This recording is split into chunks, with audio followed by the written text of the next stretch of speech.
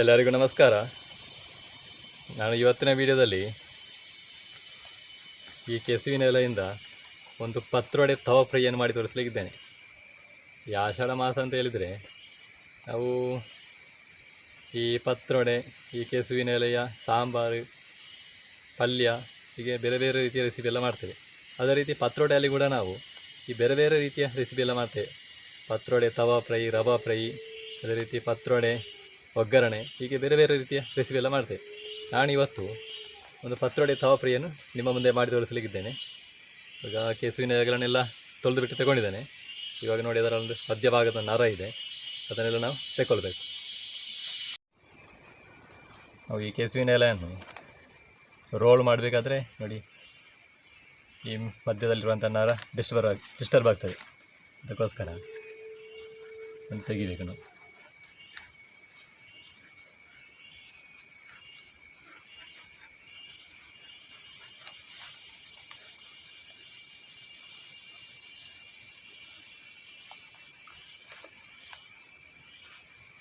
ನೀವು ಈ ಕೆಸುವಿನೆಲೆಯ ತವ ಫ್ರೈ ಮಾಡಲಿಕ್ಕೆ ಲೋಕಲ್ ಕೆಸನ್ನು ಕೂಡ, ಮಾಮೂಲಿ ಕೆಸನ್ನು ಕೂಡ ಬಳಸ್ಬೋದು.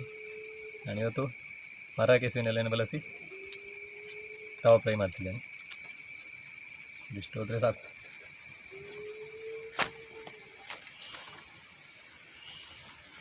ಇದೇ ರೀತಿ ನಾವು ಎಲ್ಲ ಎಲೆಗಳದ್ದು ಮಧ್ಯಭಾಗದ ಈ ನರವನ್ನು ತೆಗೆಯುವ. ನೋಡಿ, ಇವಾಗ ಪತ್ರೊಡೆ ತವ ಫ್ರೈಗೆ ಬೇಕಾದಂತಹ ಸಾಮಗ್ರಿಗಳನ್ನು ನಾವು ನೋಡಿಕೊಳ್ಳೋಣ. ನೋಡಿ, ಇದರಲ್ಲಿ 2 ಲೋಟ ಆಗುವಷ್ಟು ಬೆಳ್ತಿಗೆ ಅಕ್ಕಿಯನ್ನು ಮೊದಲೇ ನೆನೆ ಹಾಕೊಂಡಿದ್ದೇವೆ. ಇದರಲ್ಲಿ 15 ಬ್ಯಾಡಗಿ ಮೆಣಸಿದೆ. ಅದೇ ರೀತಿ ಒಂದು 2 ಟೀ ಸ್ಪೂನ್ ಆಗುವಷ್ಟು ಕೊತ್ತಂಬರಿ, ಒಂದು 1/4 ಟೀ ಸ್ಪೂನ್ ಆಗುವಷ್ಟು ಜೀರಿಗೆ, ಸ್ವಲ್ಪ ಅರಶಿನ ಪುಡಿ ಚಿಟಿಕೆ, ರುಚಿಗೆ ತಕ್ಕಷ್ಟು ಉಪ್ಪು, ಅರ್ಧ ಹೋರು ತೆಂಗಿನಕಾಯಿ ತುರಿ. ಇವಾಗ ಮಸಾಲ ಪದಾರ್ಥಗಳನ್ನು ನೀವು ಬೇಕಿದ್ದರೆ ಎಣ್ಣೆಯಲ್ಲಿ ಕೂಡ ಫ್ರೈ ಮಾಡ್ಬೋದು, ಅಥವಾ ಡ್ರೈ ಆಗಿ ಕೂಡ ಫ್ರೈ ಮಾಡ್ಬೋದು. ನಾನು ಇದನ್ನು ಮೊದಲೇ ಡ್ರೈ ರೋಸ್ಟ್ ಮಾಡಿಕೊಂಡಿದ್ದೇನೆ. ಇಲ್ಲಿ ಇದಕ್ಕೆ ಗೋಲಿ ಗಾತ್ರದಷ್ಟು ಹುಣಸೆಯನ್ನು ಸೇರಿಸಿಕೊಳ್ತಿದ್ದೇನೆ. ಇದು ಮರಕ್ಕೆ ಸ್ವಾದ ಕಾರಣ ಇದಕ್ಕೆ ಸ್ವಲ್ಪ ಹುಣಸೆ ಇಷ್ಟೇ ಸಾಕು. ನೀವು ಈ ಮಾಮೂಲಿ ಕೆಸುವಿನಿಂದ ಮಾಡೋದಿದ್ದರೆ ಸ್ವಲ್ಪ ಹುಣಸೆಯನ್ನು ಜಾಸ್ತಿ ಪ್ರಮಾಣದಲ್ಲಿ ಹಾಕಿಕೊಳ್ಳಬೇಕಾಗ್ತದೆ.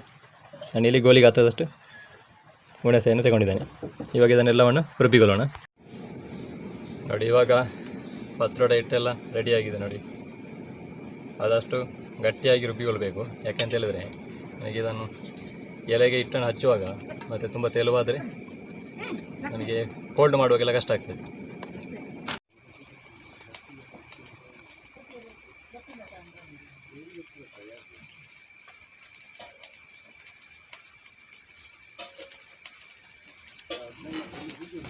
ನೋಡಿ, ಇವಾಗ ನಾನು ಇಡ್ಲಿ ಮಾಡುವ ಪಾತ್ರೆಯನ್ನು ತಗೊಂಡಿದ್ದೇನೆ. ಇದರಲ್ಲಿ ಇವಾಗ ನೀರೆಲ್ಲ ಹಾಕಿಕೊಂಡಿದ್ದೇನೆ. ಇವಾಗ ನಾವು ಪತ್ರೊಡೆಗೆ ಹಿಟ್ಟು ಹಚ್ಚುವ ಹೊತ್ತಿಗೆ ಈ ನೀರು ಬಿಸಿ ಆಗ್ತದೆ. ಇವಾಗ ನಾವು ನೀರನ್ನು ಬಿಸಿ ಆಗಲಿಕ್ಕೆ ಇಡುವ.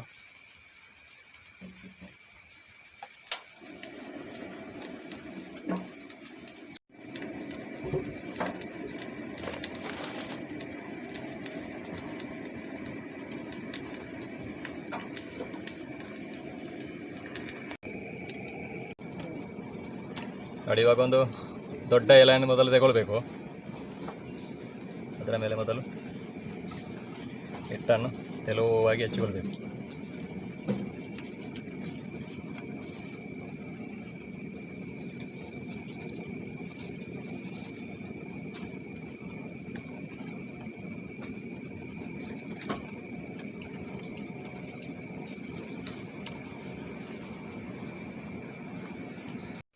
ನೋಡಿ, ಈಗ ದೊಡ್ಡ ಎಲೆ ಮೇಲೆ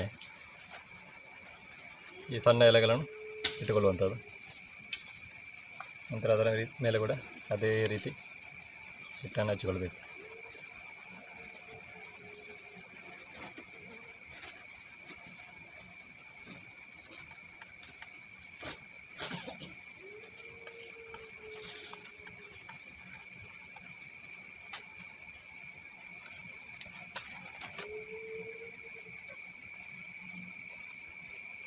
ಅದೇ ರೀತಿ ಒಂದು 4-5 ಎಲೆಗಳನ್ನು ಇದೇ ರೀತಿ ಒಂದರ ಮೇಲೆ ಒಂದರಂತೆ ಜೋಡಿಸಿಕೊಂಡು ಹಿಟ್ಟನ್ನು ಈ ರೀತಿಯಾಗಿ ಹಚ್ಚಿಕೊಳ್ಬೇಕು. ನೋಡಿ ಇವಾಗ ಹಿಟ್ಟೆಲ್ಲ ಹಚ್ಚಿಕೊಂಡಾಗಿದೆ. ನೋಡಿ ಇವಾಗ ಇದರ 2 ಬದಿಗಳನ್ನು ಸ್ವಲ್ಪ ಫೋಲ್ಡ್ ಮಾಡಿಕೊಳ್ತಿದ್ದೇನೆ.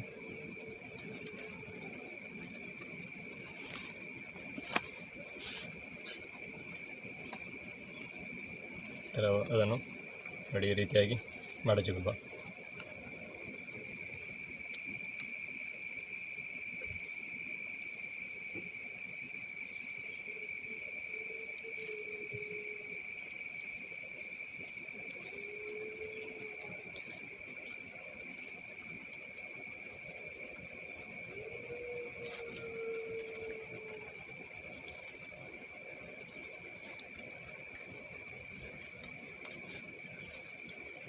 ನೋಡಿ ಇದೇ ರೀತಿಯಾಗಿ ಎಲ್ಲವನ್ನು ಕೂಡ ನಾವು ರೋಲ್ ಮಾಡಿಕೊಳ್ಬೇಕು. ಇವಾಗ ನೀರು ಕುದೀತಾ ಉಂಟು. ನಾವು ಇವಾಗ ಹಿಟ್ಟನ್ನು ಹಚ್ಚಿದಂತಹ ಈ ಪತ್ರೊಡೆಗಳನ್ನು ಇದರಲ್ಲಿಟ್ಟುಕೊಳ್ಳುವ.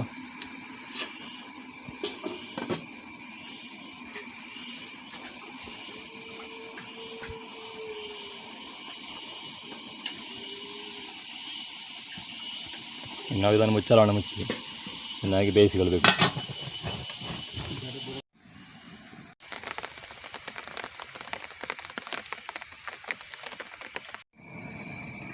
ನೋಡಿ ಇವಾಗ ಸುಮಾರು 25 ನಿಮಿಷ ಆಗಿದೆ. ಇವಾಗ ಇದೆಲ್ಲ ಚೆನ್ನಾಗಿ ಬೆಂದಿದೆ. ಇವಾಗ ಇದನ್ನೆಲ್ಲ ನಾವು ಒಲೆಯಿಂದ ಕೆಳಗಿಳಿಸಿಕೊಳ್ಳುವ. ನೋಡಿ ನಮ್ಮ ಪತ್ರೊಡೆಲ್ಲ ಬೆಂದು ತಯಾರಾಗಿದೆ.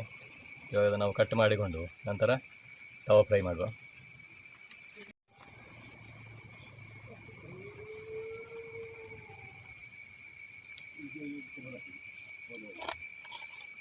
ನೋಡಿ ಇವಾಗ ಅದನ್ನು ಸ್ಲೈಡ್ಗಳಾಗಿ ಕತ್ತರಿಸಿಕೊಳ್ಬೇಕು.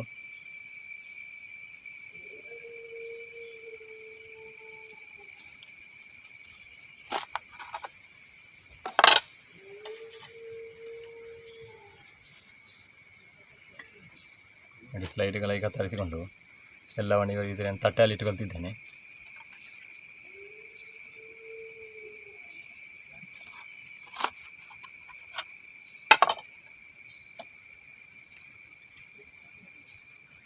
ನೋಡಿ ಇವಾಗ ನಾನೊಂದು ದೋಸೆ ಕಾವಲಿಯನ್ನು ಒಲೆ ಮೇಲೆ ಇಟ್ಟುಕೊಂಡಿದ್ದೇನೆ. ನೀವು ಬೇಕಿದ್ದರೆ ನಾನ್ ಸ್ಟಿಕ್ ತವಾವನ್ನು ಕೂಡ ಇಟ್ಟು ಮಾಡಿಕೊಳ್ಬೋದು. ಇವಾಗ ಇದಕ್ಕೆ ತೆಂಗಿನ ಎಣ್ಣೆಯನ್ನು ಹಾಕಿ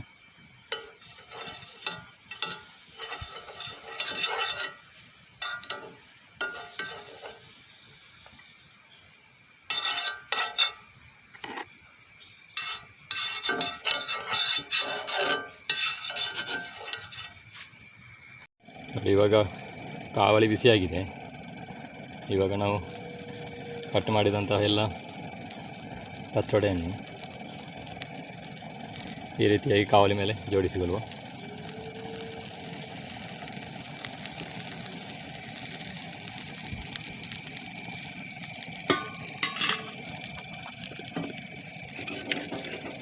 ಎಲ್ಲವನ್ನು ಇವಾಗ ನಾವು ಕಾವಲಿ ಮೇಲೆ ಜೋಡಿಸಿಕೊಂಡಿದ್ದೇವೆ. ಇವಾಗ ಅದರ ಮೇಲೆ ಸ್ವಲ್ಪ ತೆಂಗಿನ ಎಣ್ಣೆಯನ್ನು ಹಾಕಿಕೊಳ್ಳುವ.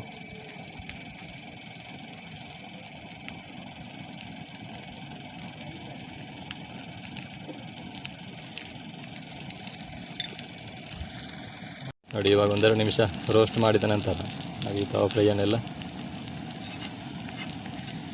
ತಿರುಗಿ ಹಾಕಿಕೊಂಡು ಮತ್ತೊಮ್ಮೆ ರೋಸ್ಟ್ ಮಾಡಿಕೊಳ್ಳುವ.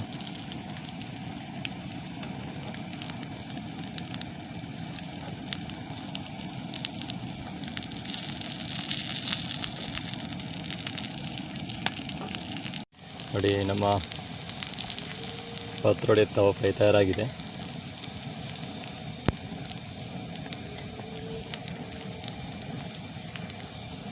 ನಮ್ಮ ಬಿಸಿ ಬಿಸಿಯಾದಂತಹ ಪತ್ರೊಡೆ ತವಾ ಫ್ರೈ ತಯಾರಾಗಿದೆ. ನೋಡಿ ಒಳ್ಳೆ ಘಮ ಘಮ ಅಂತೇಳಿ ಪರಿಮಳ ಕೂಡ ಬರ್ತಾ ಉಂಟು.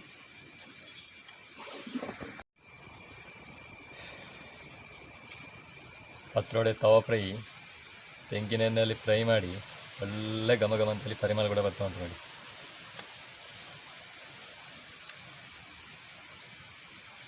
ಇವಾಗ ಟೇಸ್ಟ್ ನೋಡುವ.